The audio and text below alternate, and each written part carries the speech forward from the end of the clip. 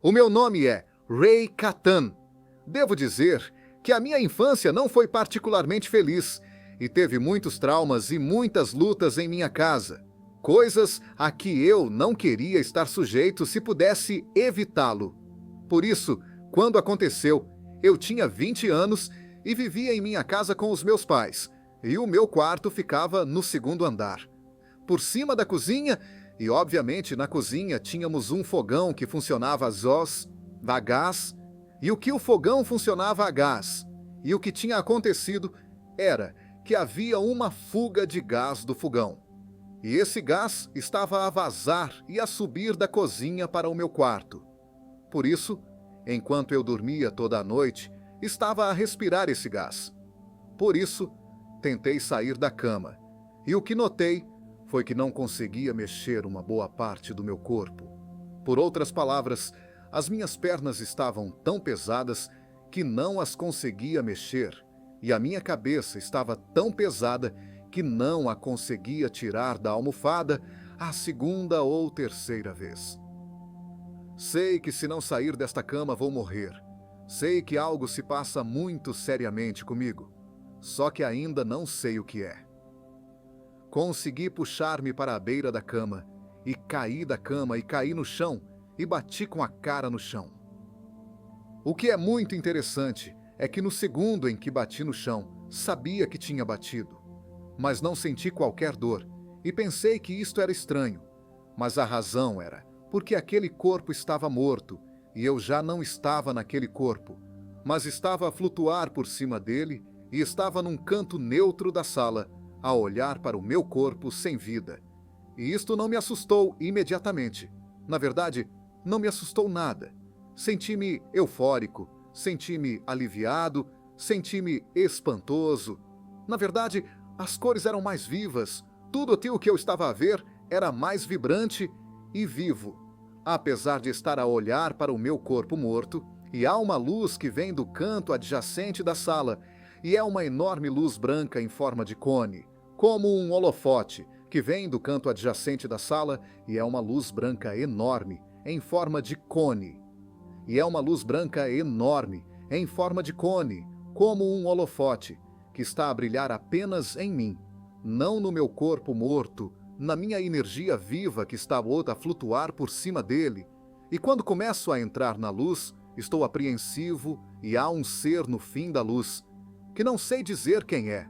Não sei se é homem ou mulher. Não sei. Mas o ser diz que está tudo bem, Ray. You can come into the light. It's okay. And so I felt comfortable and I proceeded to go in further into the light. And the further I got, the more the euphoria increased and the feelings. I just wish there was a word that could summarize it. But euphoric is the best word I can possibly think of. It was the most. Foi a sensação mais espantosa que já senti em toda a minha vida. Por isso, escusado será dizer que queria continuar a ir para a luz, para o outro lado. Mas nesse momento estava a olhar para mim e o meu pai tinha entrado a correr no quarto. E foi então que me encontrou e me agarrou e estava perturbado, a chorar e gritava para que os paramédicos chegassem. E eu e ele não tínhamos uma grande relação, para dizer o mínimo. Na verdade, nem me lembro de quantas vezes me abraçou, mas talvez menos de 5, e uma delas foi quando eu estava morto. O meu pai queria que fosse assim, por isso pensei que, se voltasse, seria assim, e comecei a perguntar ao ser se podia voltar. E estava a pedir, dizendo que não o podia deixar assim. Era quase como se estivesse a negociar para voltar. E quando dei por mim, quando acordei, estava de volta ao meu corpo. Já não estou naquele quarto. Estou no chão da sala de estar. E os paramédicos estão agora a trabalhar em mim diligentemente, com todas as suas ferramentas e equipamento, e estão a falar uns com os outros e dizem: temos de ir buscar o caminhão, temos de ir buscar o caminhão. Estão a falar da ambulância, temos de o levar, e eu digo: sinto-me ótimo, e digo: ouçam, rapazes, sinto-me fantástico, nunca me senti melhor. Não se preocupem comigo, estou bem. E eles dizem: não estás bem, não te apercebes, mas não estás bem e tens de vir para o hospital. E eu digo: mas viste a luz, ouviste a voz, não foi fantástico, e agora olham para mim como se eu fosse louco ou demente? Entrei na vida depois da morte como ateu e regressei como crente, e estou aqui para vos dizer que a NDE é muito, muito real. Eu continuei a viver a minha vida de uma forma que era muito autodestrutiva, porque aqui estou eu, tenho 20 anos e não temo a morte. Por isso, pus-me em situações muito precárias em que podia morrer.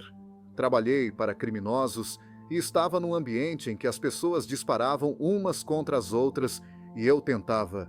Lembro-me de um caso em que estava escondido debaixo do balcão de um sítio e o ser diz-me como sair do bar.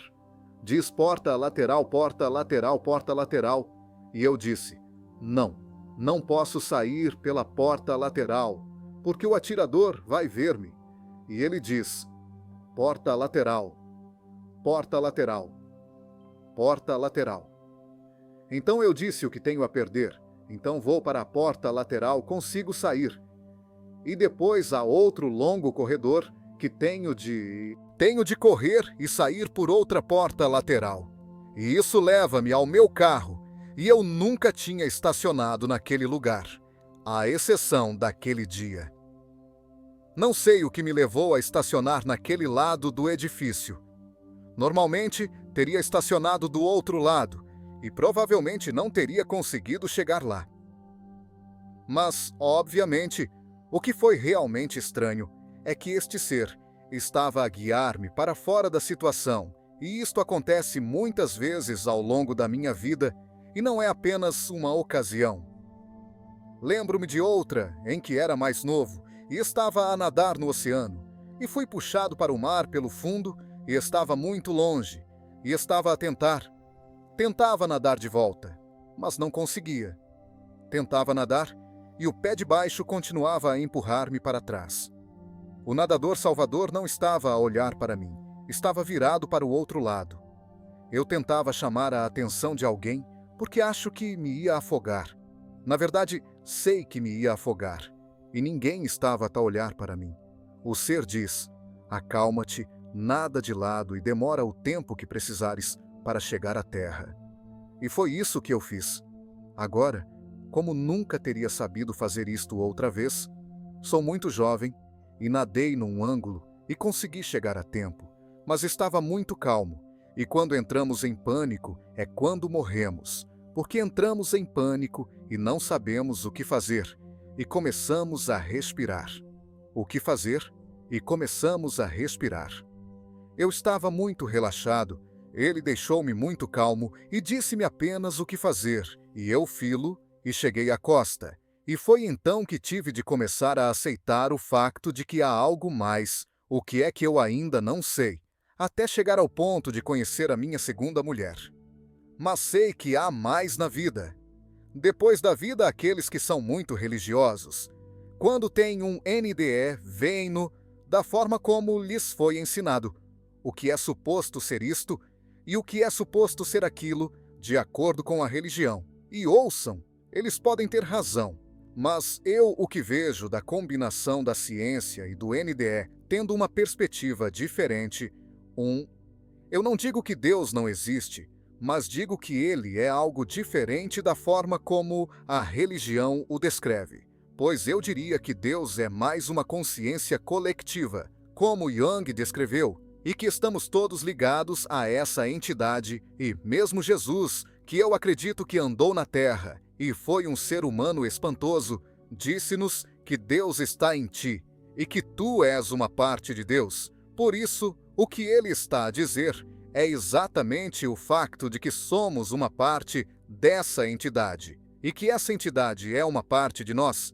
O que Jesus nunca disse foi que ele era o único filho de Deus. De facto, ele disse que éramos todos filhos de Deus. Por isso, quando se somos todos parte da entidade, então nós e a entidade, se lhe quiser chamar Deus ou o universo ou o coletivo, escolha a sua palavra, somos todos parte dela.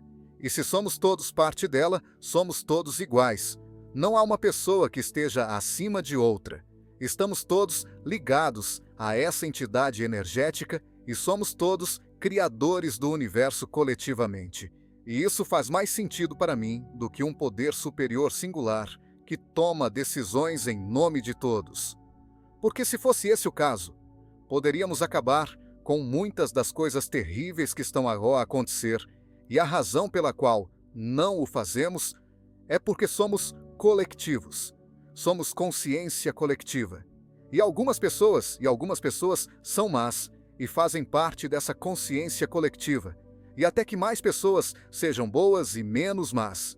E o equilíbrio, o ponto de inflexão, comece a ir para o outro lado. Essa entidade não sabe para que lado ir, porque é composta por nós, se todos nós viemos de uma entidade, e a melhor analogia que ouvi sobre o porquê das pessoas fazerem o que fazem se olharmos para isto, foi o próprio Eckhart Tolle que o disse. Perguntaram-lhe por que é que existe o mal no mundo, se todos nós viemos de um lugar de amor, e ele explicou-o da seguinte forma: imagine que o Sol é Deus ou o coletivo universal.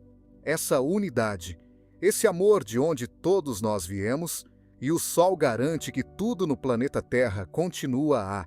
E o Sol garante que tudo no planeta Terra continua a viver, enviando-lhe energia, de modo que essa energia chega à Terra e é transformada em seres vivos e mantém os seres vivos vivos. Mas quando essa energia entra noutro ser, o que esse ser escolhe fazer com essa energia, não se pode culpar o Sol por isso. Por isso, se o Sol é o que me faz viver, mas eu faço algo negativo com a energia que me foi dada, a culpa não é do Sol, a culpa é minha. Eu decidi fazer isso com a energia porque, como eu expliquei, somos todos criadores, somos todos parte da criação deste universo. Somos todos um com Deus, somos todos um com o coletivo. Por isso somos indivíduos no sentido em que aceitamos esta energia, que cria quem somos e o que somos. Mas depois, o que fazemos com ela depende inteiramente de nós. O tipo de vida que vamos viver, por que é que alguém escolheria uma que é tão desafiadora versus alguém que escolheria uma que é muito fácil? A diferença é que a pessoa que escolhe a mais difícil pode tornar-se iluminada, e a que escolhe